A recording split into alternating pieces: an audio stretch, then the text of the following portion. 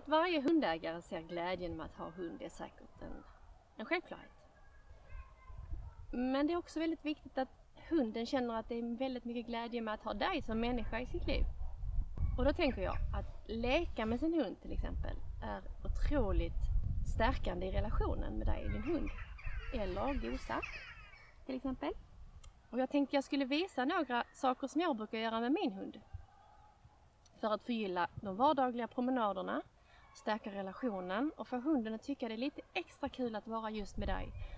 Som till exempel när man då gör sina dagliga promenader, så är det viktigt att hunden ibland får styra vart vi ska gå. Så det är inte bara jag som gör det.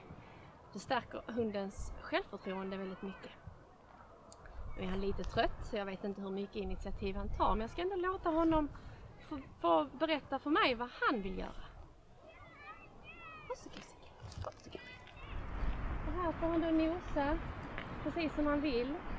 Kolla runt. Och så där hoppar han upp. Titta! Då kan han få en belöning för det. Och här är det väldigt viktigt att vara noga med säkerheten. Nu var det inget farligt för honom. Så det var okej att han fick hoppa upp där. Ska vi gå vidare? En annan sak som jag tycker är väldigt viktig är kontakten med din hund. Varje gång din hund tar kontakt med dig så passa på att belöna den på något sätt. Som nu när min hund tittar på mig så kan jag säga bra, duktig Ove. Eller klappa om den. Vilket gör att hunden vill göra det om och om igen och det är väldigt bra. Nej, det är duktigt. Och nu belönar jag med rösten först och sen så kan jag belöna med gos. Men för att det ska bli extra kul att vara här uppe så ger jag honom en godis också. För det är lite konstigt underlag och det är dessutom bort. Jag har valt att ha sele på min hund. För det är skonsamt för honom. Om han har halsband på sig så kan det vara så att om han hoppar och ska jaga en kanin till exempel som han tycker är väldigt kul. Så blir det ett ryck i halsen och det kan skada hans nacke. Men om man har en sele på sig så minimerar det skaderisken för hela honom. Därför så har jag valt att ha sele på. Och det rekommenderar jag.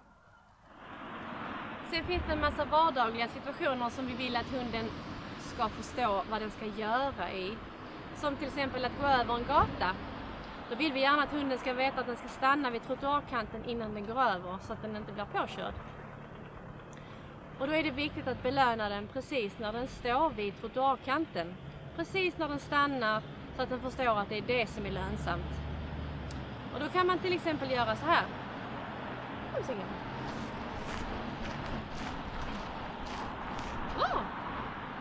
Nu sa jag först bra, sen förstärker jag med en godisbit så att det blir väldigt lönsamt att stå här vid trottoarkanten och vänta. Riktigt kul. Som ni ser så tittar han väldigt mycket på mig. Och det är för att jag har jobbat väldigt mycket med ögonkontakten som jag sa tidigare. Det belönar jag. Målet är att hunden ska då tänka själv och göra valet att stanna vid kanten utan att jag behöver förstärka med att säga någonting till honom för att han gör det valet själv. Och när man sen går över gatan är det ganska skönt att ha ögonkontakt med sin hund. Tycker jag. Okay.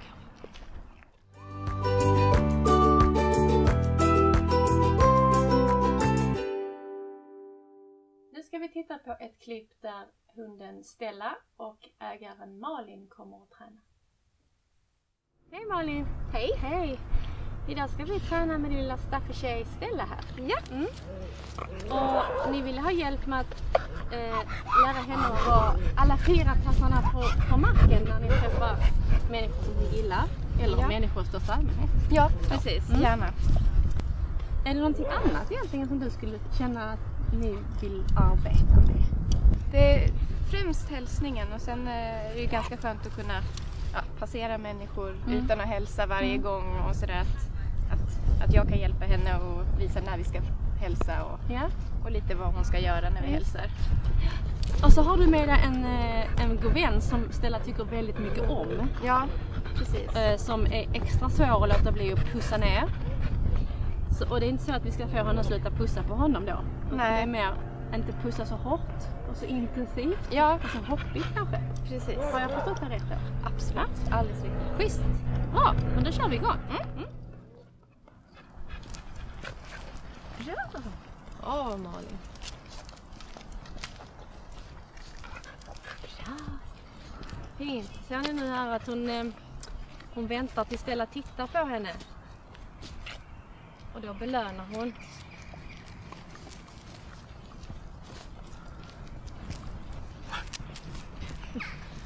Stanna här. Så vi försöker ha som mål och ha så slak kropp vi kan. Så provar vi gå framåt igen. Och stanna till igen. Stilla. Ja, fint. Så går vi lite åt det här hållet en liten stund. Ja, nu har vi ju bytt ekipage här, Marie. Nu ser vi Malin med sin glada hund Stella. Som har lite svårt att hålla tassarna på marken när hon möter människor hon känner. Och när vi har sett den här första lilla träningssekvensen så ser vi att du väljer att låta henne gå först fram mot killen här på bänken. Men sen så vänder ni och backar och går framåt igen. Varför gör ni så? Det jag tänkte där var att jag såg att Stella blev lite stressad så att säga. Hon blev så glad som ville ju fram. Och då ville jag att vi skulle träna att kunna vända ifrån det som hon så gärna vill ha. Och få belöning för att hon går ifrån det. Och då kan lugna ner sig lite grann på avstånd. Vad säger du, Natasha? Var det... Ja, absolut. Och jag tycker det är viktigt när vi tittar på den här typen av belöningsbaserad träning. Att vi hela tiden försöker sätta upp hunden, se till att hunden verkligen lyckas i sin träning. Och om vi märker att hunden behöver mer avstånd, ja då ger vi hunden mer avstånd. Vänder tillbaka och gör det möjligt för hunden att faktiskt lyckas. Så att det är hela tiden fokus när vi jobbar med belöning. Att vi ska se till att hunden lyckas så att vi kan belöna och att stegvis ta oss närmare och göra det svårare för hunden. Men hunden ska hela tiden lyckas för att det ska bli bra träning. Nu ska vi prova att du arbetar med markören och du har en klicker som markör. Ja. Och då ska du klicka och belöna dels för att hon tittar på dig. Och om hon klarar av att komma närmare Staffan så ska du klicka och belöna för att hon bara har sina 4 tassar kvar i marken. Ja. Okay. Om du känner att Stella blir för glad så går vi och jobbar oss tillbaka istället. Ja. Okej, Malin. Då provar vi. Ja.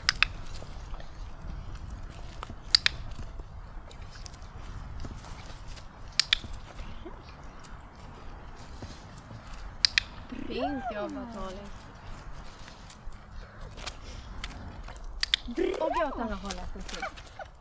Ja, i det här klippet så kunde vi ju se ganska tydligt då att Stella blev mycket mer uppmärksam på Malin när Malin använde sig av en markör. Alltså i det här fallet var det ett klickljud från en klicker. Vad beror det på?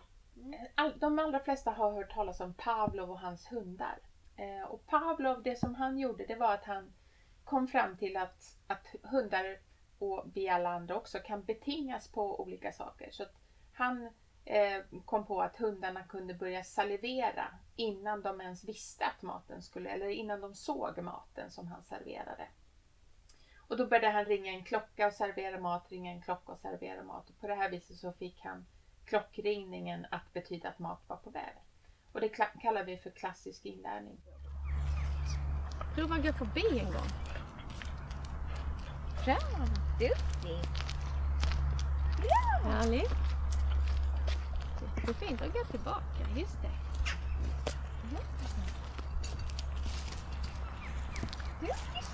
Ja, titta fint. Och så vänder vi tillbaka igen. Ja, så stannar vi till här lite grann. Låt henne nosa. Så upp. Bra! Ja, fint. Okej, men vi provar här igen med Staffan en liten kort stund. Och så ska vi be Staffan att säga hej med lugn, låg röst. Ja. Säg med ganska lugn röst, Staffan. Hej Stella. Hej Stella. Bra! Jätteduktig. Du kan prova att säga hej till henne igen. Då vet vi var gränsen går. Det var bara lite ljusare tonläge. Så blev det så kul. Ja. Så tänk på att hålla din röst. Vi ska hjälpa henne att lyckas nu verkligen. Jag kan prova att säga hej till henne igen. Hej Stella. Bra! Det är fint jobb.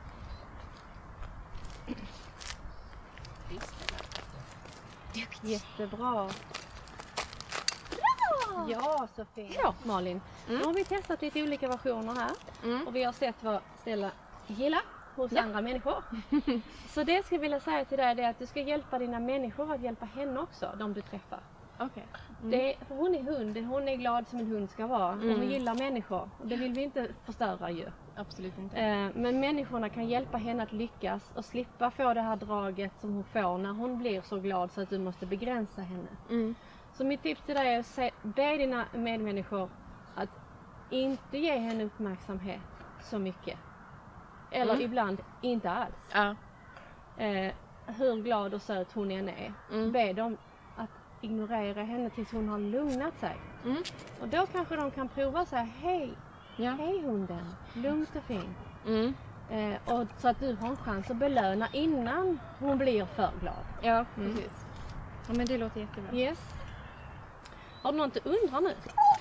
Nej, det är bara att träna. Träna. Ja. Det är ingen quick fix det här. Nej. Det är inte så med hundar, för hundar är intelligent tänkande varelser som kommer på egna saker. Ja. Och som lär sig saker på egen hand. Absolut. Ja, tack så mycket Stella. Du är fina hunden.